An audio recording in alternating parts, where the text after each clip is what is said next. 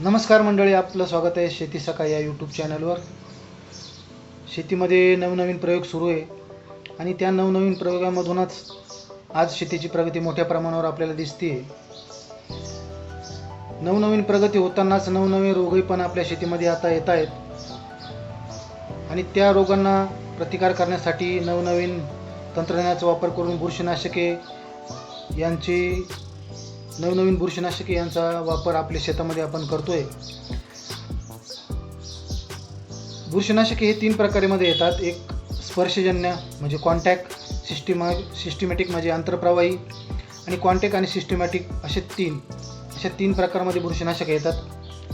तर आपण कोणतं बुरशीनाशक कधी वापरलं गेलं पाहिजे याची योग्य वेळ, योग्य अवस्था, पाऊस असताना काय आणि पाऊस नसताना काय स्प्रे केले गेले पाहिजे हे आज आपण बघूया. चला तर आपण सुरुवात करूया कॉन्टॅक्ट बुरशीनाशकापासून. कॉन्टॅक्ट बुरशीनाशक म्हणजे स्पर्शजन्य बुरशीनाशक. स्पर्शजन्य बुरशीनाशक हे फळावर, पानांवर, फुलांवर किंवा खोडावर फवारल्यानंतर जिथं पडल्यानंतर तिथं एक लेअर तयार करतं. लेअर तयार झाल्यानंतर कुठलीही बुरशी किंवा इतर बुरशीजन्य रोग असतील तर त्याला थांबवण्याचं काम आणि नष्ट करण्याचं काम हे स्पर्शजन्य बुरशीनाशक करतं. स्पर्शजन्य बुरशीनाशकामुळे बुरशीचा मुळापासून नायनाट होतो आणि हे सर्वात स्वस्त असल्यामुळं शेतकरी बंधूंनी याचा वापर योग्य पद्धतीने आणि योग्य प्रकारे जर केला तर बुरशींपासून आपल्या पिकाचं संरक्षण नक्कीच होऊ शकतं. या स्पर्शजन्य बुरशीनाशकामध्ये M45, अँट्राकॉल, झायरम म्हणजेच कुमानेल, Z78, कॅप्टप, कॉपर यासारखे बुरशीनाशके येतात. ही बुरशीनाशके झाडांच्या पानाच्या वरती योग्य लेअर बनवतात आणि तो लेअर झाडांमध्ये कुठली झाडाला अपायकारक असणारी बुरशी आतमध्ये जाऊ देत नाही. त्याचा परिणाम पीक संरक्षणासाठी होतो आणि परिणामी आपल्याला मोठ्या प्रमाणात उत्पादन मिळण्यास मदत होते. आता बघूया आपण सिस्टमॅटिक म्हणजेच आंतरप्रवाही बुरशीनाशक. सिस्टमॅटिक बुरशीनाशक म्हणजे जे पर्णरंध्रामध्ये जाऊन आतमध्ये जाऊन बुरशीचा नायनाट करतं. हे आपण स्प्रे केल्यानंतर फळावर, पानांवर किंवा मुळांवर स्प्रे केल्यानंतर पूर्ण झाडामध्ये ते पसरलं जातं आणि त्याचा परिणाम आपल्याला दीर्घ काळापर्यंत टिकतो.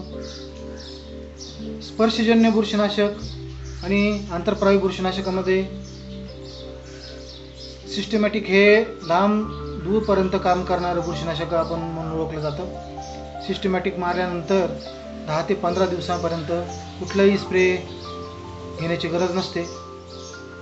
सिस्टमॅटिक बुरशीनाशकामध्ये ॲक्रोबॅट, मेलेडिओ, प्रोफायलर अशी सिस्टमॅटिक बुरशीनाशके येतात. आता आपण बघूया कॉन्टॅक्ट आणि सिस्टमॅटिक बुरशीनाशके. कॉन्टॅक्ट आणि सिस्टमॅटिक हे दोन्ही प्रकारामध्ये काम करतात.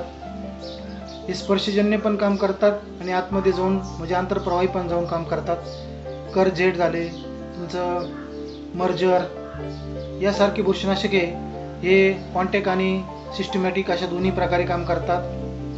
कॉन्टॅक्ट आणि सिस्टमॅटिक बुरशीनाशकाप्रमाणेच ट्रान्सलॅमिनर हे एक बुरशीनाशक येतं. हे स्प्रे केल्यानंतर पानाच्या वरच्या बाजूला स्प्रे केल्यानंतर हे पानाच्या खालच्या बाजूला सुद्धा जाऊन काम करतं. उदाहरण द्यायचं ठरलं तर रिवर्स यामध्ये ही सिस्टम आहे. आता आपण बघूया पाऊस सुरू असताना आणि सूर्यप्रकाश असताना बुरशीनाशकाचा कसा वापर करावा. पाऊस सुरू असताना रिमझिम पाऊस किंवा झड स्वरूपाचा पाऊस किंवा पाणी ओले असताना कॉन्टॅक्ट बुरशीनाशकाचा वापर केला गेला पाहिजे. सिस्टमॅटिक बुरशीनाशक हे पाऊस उघडल्यानंतर पाणी कोरडी असताना त्याचा वापर करा. शेतकरी बंधूंनो, कॉन्टॅक्ट आणि सिस्टमॅटिक या दोन्ही बुरशीनाशकाचा योग्य प्रकारात वापर करा. योग्य प्रमाणात वापर केल्यामुळं आपल्या पिकात भरघोस उत्पादन नक्की मिळणार. एक बुरशीनाशक वारंवार त्याचा वापर करू नका. गटामधील वेगवेगळ्या वेगवेगळ्या प्रकारे वेगवेगळे स्प्रे घेत चला, त्यामुळे त्याचं दुष्परिणाम आपल्या पिकावर होणार नाही. चॅनलवर नवीन असाल तर चॅनलला सबस्क्राईब नक्की करा. असे नवीन नवीन व्हिडिओ पाहण्यासाठी आपल्या चॅनलला नक्की भेट देत राहा.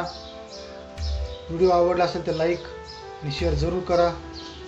भेटूया अशाच नवीन व्हिडिओमध्ये. तोपर्यंत आपली काळजी घ्या, आपल्या पिकाची काळजी घ्या. नमस्कार.